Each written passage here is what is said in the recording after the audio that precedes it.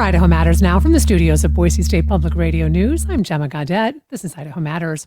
You may know Dave Barry as the 1988 Pulitzer Prize winner for commentary, or for his nationally syndicated humor column from the Miami Herald that ran from 1983 until 2005.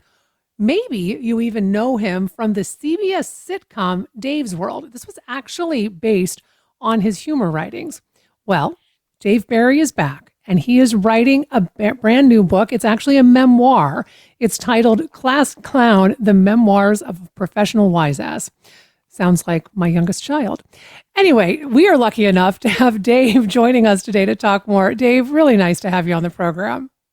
Gemma, it's my pleasure. Thanks for having me. So how did you decide I'm going to sit down and write a memoir? Because as I mentioned, you're a humor columnist, but you've not necessarily sat down and written an entire book about your life.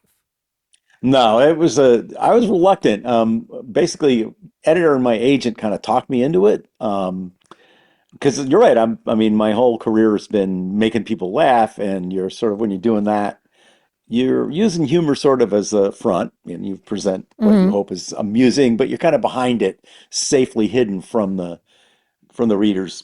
They don't know, they see what you're doing, kind of like a magic act, but they don't necessarily see how you're doing it. So this is more like, here I am. This is where I came from. I think it's very funny. And you start the book talking about really where your humor and your personality came from, and you credit your parents. And you talk about your childhood and really like how kind of lovely and idyllic it was. But at the same time, you really talk about the humanity of your parents, right? Which I think is something that as we all become adults, we kind of start seeing that our parents are human before they're our parents.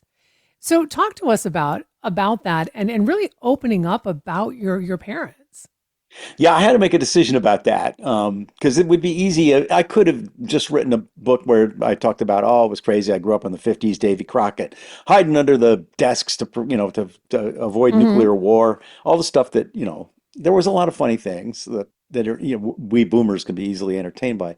But I in the end decided to be kind of more honest about my own family. My parents were wonderful people, and they are the reason that I ended up having this wonderful career. They were both very funny people, especially my mom, who had a really dark, edgy, startlingly dark and edgy sense of humor, especially for what was back then called a housewife. She was a mom raising four kids in the 50s.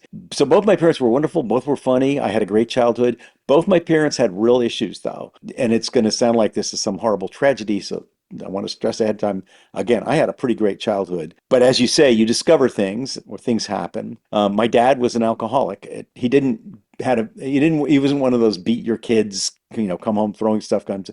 He kind of quietly descended into alcoholism in his late 40s, 50s. He recovered from it and spent the rest of his life. He was always involved in social service, spent the rest of his life helping other people with that same issue. So he recovered. He was great, but it was a hard time for our family, especially for my mom. My mom dealt with depression all her life. And again, it wasn't like she made that our problem. We knew that there were times when she was really sad and just didn't want to talk and everything, but she didn't inflict it on us. And when she wasn't in those moods, she was hilarious and a great mom. But ultimately, when my dad died, she spiraled into depression, had a rough time with it, and ultimately took her own life. And I wrote about that in the book. So you could say, I could have written I had a tragic childhood. My dad was an alcoholic. My mom committed suicide, but it wasn't like that. I had a great childhood. I had a wonderful childhood, and I got tremendous gifts from both my parents. But they struggled, as people do. And I just felt like I needed to talk about that in the book, because it was part of where I came from. What really resonated with me when you wrote about your mom, and you talk about how funny she was and that dark sense of humor, right? And you say you're going to go play in a pond. She goes, "Don't drown, kids." Don't drown, kids. She was this June Cleaver voice, and we got the joke. She was making a joke about something that most moms would not joke about. And she would joke about anything. So that was And then you say, but funny doesn't mean happy. And I was like, oh gosh, I think a lot of people can can resonate with that and also probably bring to mind someone in their life that fits that Yeah, description. yeah. To the end, my mom was always funny. I mean, she was never not funny. She could see the humor in everything. But yeah, a lot of the times that didn't translate to my mom was happy. That was just how she processed the world.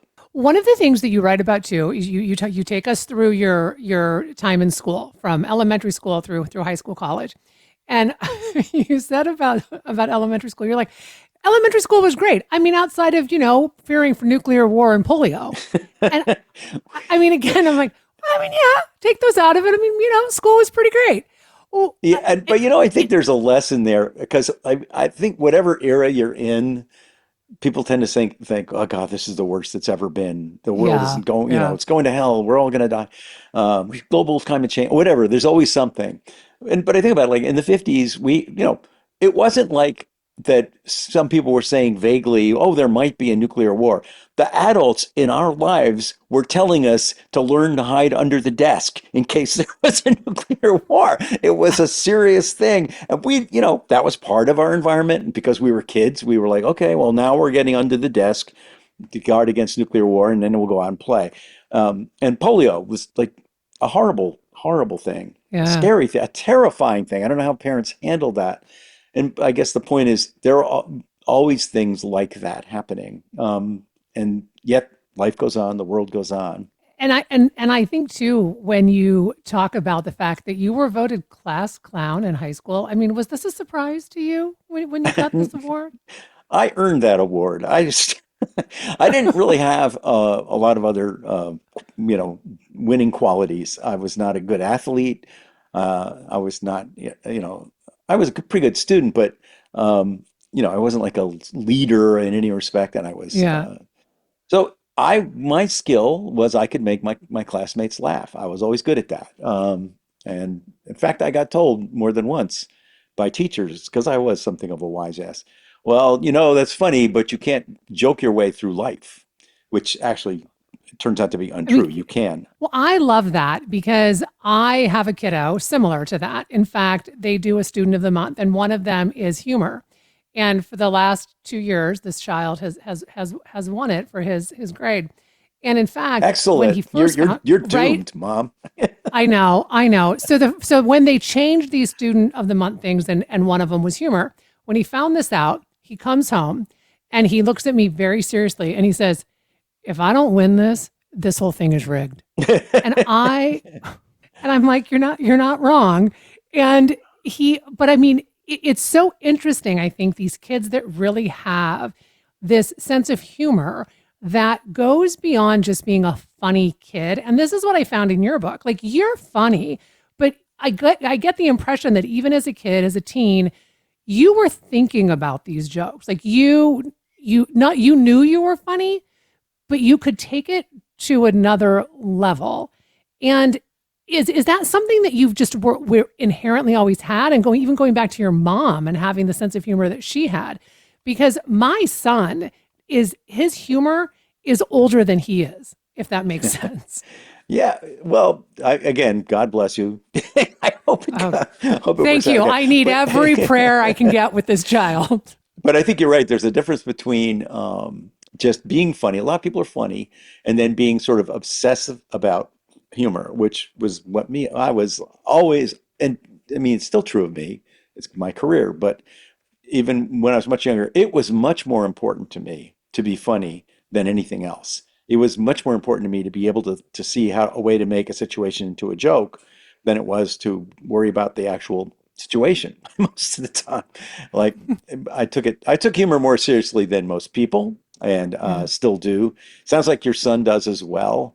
And as I say, you're doomed. I am, and I realize this. Before I let you go, what do you hope people take away from this book? Because like I told you, I found it to be so funny, but also just full of levity. Which, granted, I think is partly kind of my sense of humor. I like that. Yeah, I mean, I hope people, I hope it's funny, like you say, that's what I do. That's the main thing I do. I hope it's entertaining, but I also hope it's like interesting. You know, it was a scary thing to delve into my life as if, you know, as if I were some kind of public figure, which I guess in a way I am.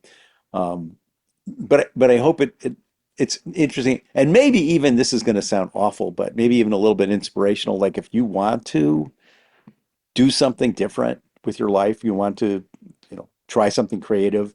Um, Maybe it'll remind you there's lots of ways to get there, but you can in the end get there if you have the talent and if things work out for you.